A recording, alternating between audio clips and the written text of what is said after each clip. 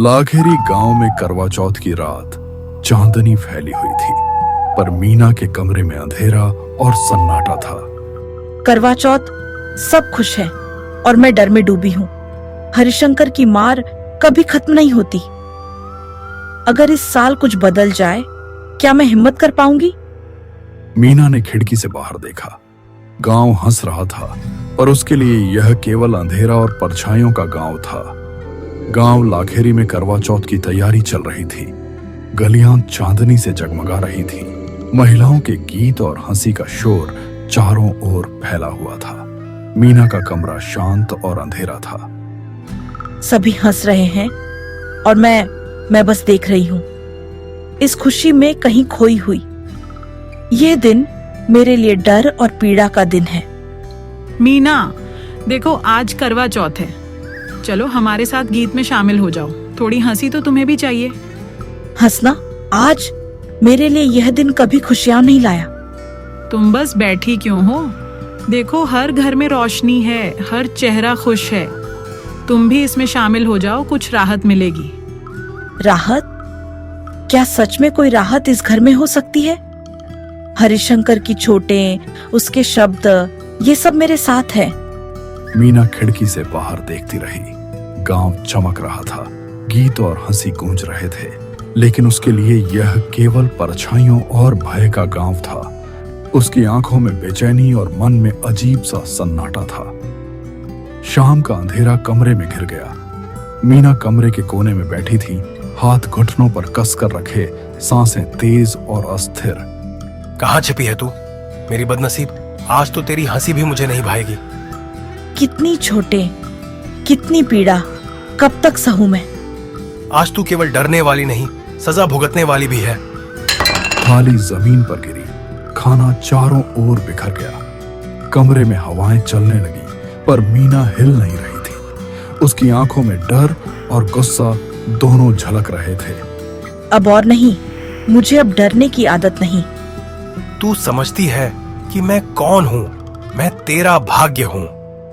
मीना ने महसूस किया कि यह रात केवल त्योहार नहीं, बल्कि उसकी जिंदगी की सबसे डरावनी और निर्णायक रात बनने वाली है। हवाओं में अजीब सिहरन थी और कमरे में घने अंधेरे के बीच कुछ नया अज्ञात इंतजार कर रहा था। मीना जंगल की ओर चली। पेड़ों की शाखाएं अजीब तरह हिल रही थीं और हवा में फुसफुसाहटें थीं। झाड़ियों के बीच हल्की रोशनी दिखाई दी। वहां खड़ी थी कालमाई, लंबी काली साड़ी, झुर्रियों भरी आंखें, बाल सफेद और चमकदार। मीना, तुम्हारी पीड़ा मैंने देखी है। ये रात केवल त्योहार नहीं, शक्ति और रहस्य की रात है। तुम्हारे पास मौका है अपने जीवन की परछाई बदलने का। तुम कौन हो? क्या सच में संभव है जो तुम कह रही हो? मैं कालमयी हूँ। तुम्हारा पति तुम्हें चोट पहुंचाता है। इस करवा चौथ मैं तुम्हें एक तंत्र दिखा सकती हूँ, आत्मा को तुम्हारे वश में लाने का। पर ध्यान रहे, जो आत्मा आएगी वह कभी वापस नहीं जाएगी। अगर मैं इसे कर लूं, क्या मैं तैयार हूं इसके परिणामों के लिए? तैयार रहो, क्योंकि यह रात केवल त्योहार की रात नहीं, बल्कि रहस्य और शक्ति की रात है। मीना ने झाड़ियों के पार झांका। जंगल में हवा ठहरी और कमरे जैसी चुप्पी फैल गई। अब कुछ ऐसा होने वाला था जो हमेशा के लिए उसका जीवन बदल देगा। जंगल में हवाएं तेज थीं, पेड़ों की शाखाएं हिल रही थीं और अंधेरा घना था। मीना, यह व्रत केवल उन औरतों के लिए है जो अपने जीवन की बंदिशों से मुक्त होना चाहती हैं। पर याद रखो, जो आत्मा तुम बुलाओगी वह कभी वापस नहीं जाएगी। अगर मैं इसे कर लूं, क्या मैं उसे अपनी इच्छा के अधीन ला सकूंगी? शक्ति की कीमत हमेशा होती है। आज की रात केवल करवा चौथ की रात नहीं, यह तुम्हारे जीवन का मोड़ है। आगे बढ़ो या पीछे हटो, कोई रास्ता लौटने का नहीं होगा। मीना ने काली चुनरी संभाली। उसके हाथ कांप रहे थे, लेकिन आंखों में निर्णय था। उसने मंत्र बोलना शुरू किया। हवाएं ठहरी, मोमबत्तियां डोलने लगी और कमरे में अजीब सी ठंडी धुंध फैल गई। ठीक है, मैं करूंगी। अब मैं डर नहीं रही। कालमई ने सिर हिलाया। हवाओं में दूर से अज्ञात हंसी गूंजी। यह रात अब सिर्फ त्योहार की नहीं, बल्कि मीना की शक्ति और अंधेरे की परीक्षा की रात बन चुकी थी। मीना अपने कमरे में बैठी थी। चारों ओर अंधेरा और सन्नाटा था। बस चांद की हल्की रोशनी छनकर आ रही थी। अब सब कुछ मेरे हाथ में है। डर या शक्ति मैं तय करूंगी। मीना ने काली चुनरी गले में लपेटी और पीतल की पुरानी छलनी को सामने रखा। खून से बने मंडल के केंद्र में हाथ रखा। कमरे में हवाएं सरसराई, मोमबत्तियां डोलने लगीं। ये रात केवल करवा चौथ की नहीं, मेरी शक्ति की भी रात है। जो आत्मा आएगी उसे मैं अपने अधीन करूंगी। चांद की किरण मंडल पर पड़ी और अचानक लाल पीली चमक में बदल गई। दीवारों पर हल्की सी हलचल हुई। मीना की आंखें भय और शक्ति से चमक उठी। अब कुछ भी हो, मैं डर नहीं सकती। यह मेरी रात है। हवा में अजीब सिहरन थी। मोमबत्तियां झिलमिला रही थीं। यह रात केवल त्योहार की नहीं, बल्कि मीना की पहली अलौकिक परीक्षा की रात बन चुकी थी। मीना कमरे में बैठी थी, काली चुनरी और तांत्रिक सामग्री उसके सामने। हवाएं थम गई थीं, लेकिन कमरे में अजीब सी ऊर्जा महसूस हो रही थी। मीना, क्या आज तुम डर गई हो या सोच रही हो कि मैं तुमसे डरूंगा? आज डरना मेरी आदत नहीं है। आज मैं देखूंगी कि कौन नियंत्रित है। मैं तेरा भाग्य हूं। तू समझती है कि मैं कौन हूं? जैसे ही वह कमरे के बीच में आया, उसकी परछाई दीवार पर लंबी और विकृत रूप में उभर गई। मोमबत्तियां डोल रही थी। हवा हल्की धुंध लिए कमरे में फैल गई। अब यह केवल परछाई नहीं, बल्कि मेरी शक्ति की चेतावनी है। आज सब कुछ बदल जाएगा। हरिशंकर की आंखें फैल गई। कमरे में अंधेरा और ऊर्जा दोनों घने हो गए। मीना ने महसूस किया कि अब यह रात केवल त्योहार नहीं, बल्कि उसकी शक्ति और भय की निर्णायक परीक्षा बन चुकी थी। चांदनी कमरे में छनकर आई।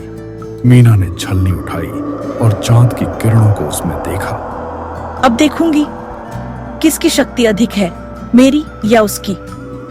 जैसे ही हरिशंकर का चेहरा छलनी में आया, दीवार पर उसकी परछाई जीवित हो उठी। वह केवल छाया नहीं थी, उसकी हंसी, क्रोध और डर सब दीवार पर फैल गए। क्या यह कैसे संभव है? अब यह सिर्फ परछाई नहीं, यह मेरी शक्ति का प्रतिबिंब है, और अब मैं इसे नियंत्रित करूंगी।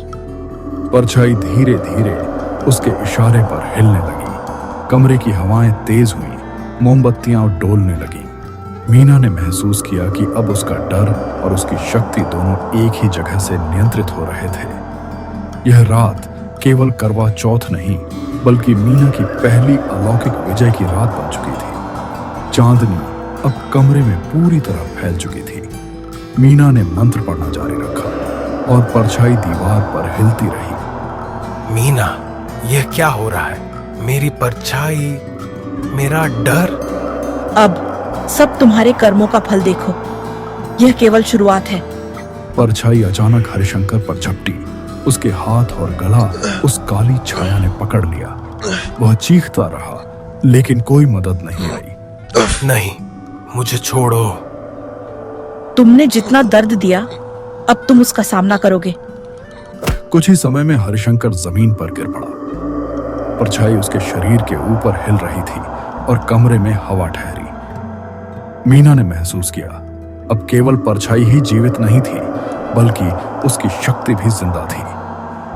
हरिशंकर मर चुका था, पर उसका डर और क्रोध कमरे में गूंज रहा था। मीना की आंखों में ठंडापन और शक्ति दोनों चमक रहे थे। यह केवल पहला कदम था, उसके लिए और उसकी नई शक्ति के लिए। सुबह का सूरज धीरे धीरे गांव लाखेरी पर छाया, पर मीना के घर की खिड़कियां वो अभी भी अजीब सन्नाटे में थीं। हरिशंकर कैसे? कोई निशान भी नहीं। कहाँ गया उसका शरीर? कोई नहीं जानता। चांद की रात, शायद उसकी आत्मा निकल गई। अब सब सोचेंगे कि मैं बेखबर हूं, लेकिन मैं जानती हूं कि यह केवल शुरुआत है। उसकी मौत ने मेरी जिंदगी बदल दी है। मीना कुछ तो अजीब है।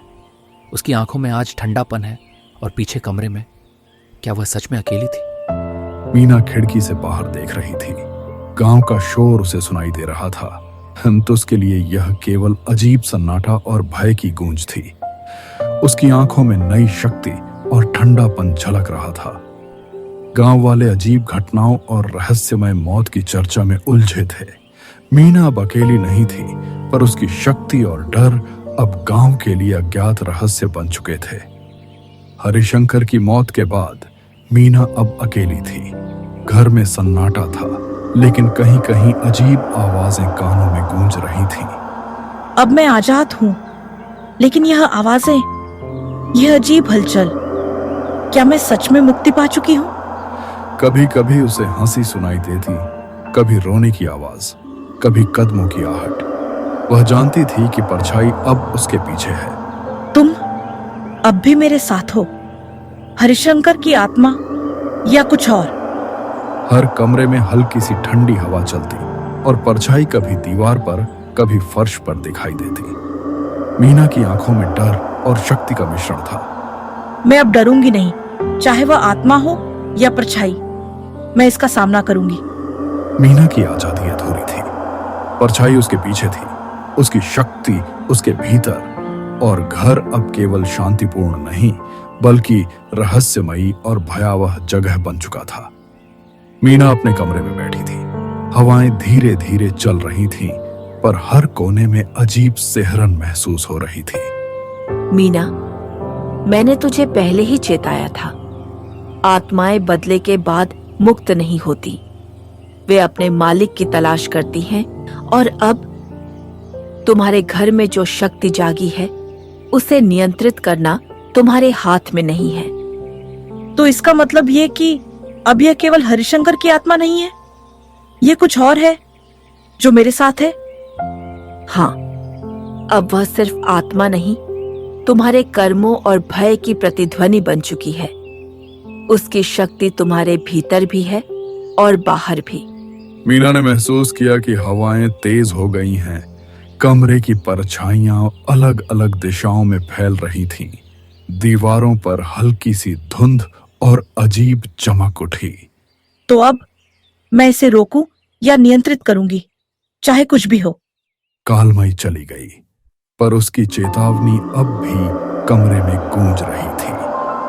मीना जान चुकी थी, अब यह शक्ति केवल उसकी नहीं, बल्कि उसकी परछाई और भय की भी थी।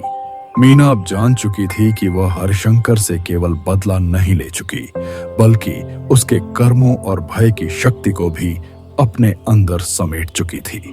यह अब मेरी शक्ति है या मेरी परछाई? मैं इसे महसूस कर सकती हूँ। यह मुझे नियंत्रित कर रही है। परछाई धीरे धीरे दीवार से अलग होकर चलने लगी। मीना की आंखें बदलने लगीं, उसकी सांसें तेज और अनियमित हो गईं। परछाई अब सिर्फ पीछे नहीं थी, बल्कि उसकी आंखों और हाव भाव में भी झलक रही थी। अब मैं इसे रोक नहीं सकती, यह मेरी ही तरह है, मेरी शक्ति का अंश। मीना ने महसूस किया कि अब वह परछाई के वश में नहीं, बल्कि परछाई उसके वश में थी, लेकिन यह नियंत्रण स्थायी नहीं था। तो अब मैं भी इस अंधकार का हिस्सा हूँ, पर मैं डरूंगी नहीं। परछाई ने मीना के हर कदम का अनुसरण करना शुरू कर दिया।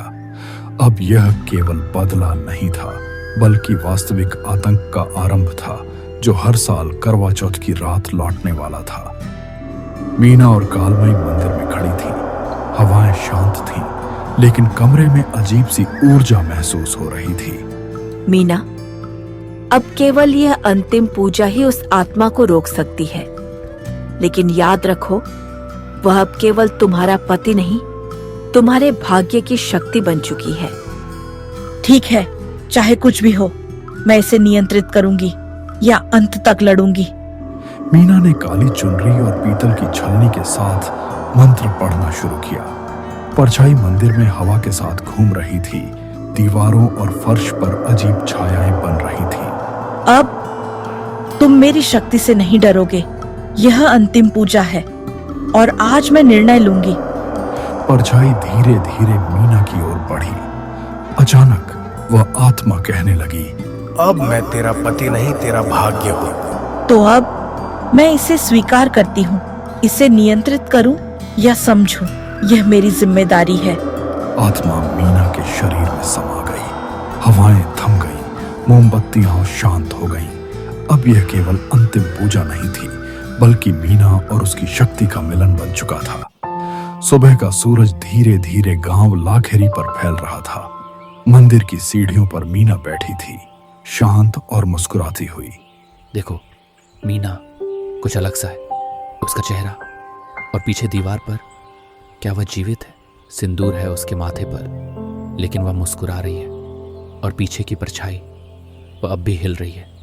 मीना की आंखों में अब केवल ठंडापन और शक्ति थी। हरिशंकर की परछाई दीवार पर जीवित लग रही थी। उसके हर हाव भाव में डर और शक्ति झलक रही थी। मीना ने देखा कि यह केवल उसकी कहानी नहीं, बल्कि करवा चौथ की परछाई का हमेशा लौटने वाला रहस्य बन चुकी थी। अब यह केवल मेरा डर नहीं, मेरी शक्ति है, और यह हर साल लौटेगी, मेरी और मेरी परछाई की कहानी बताने। गांव वाले दूर से देखते रहे। मंदिर की सीढ़ियों पर मीना मुस्कुरा रही थी। पीछे दीवार पर हरिशंकर की परछाई अब भी जिंदा थी। करवा चौथ की परछाई अब हर साल लौटती थी और मीना की शक्ति, उसके भय और उसकी आत्मा की कहानी हमेशा के लिए गांव में गूंजती रही।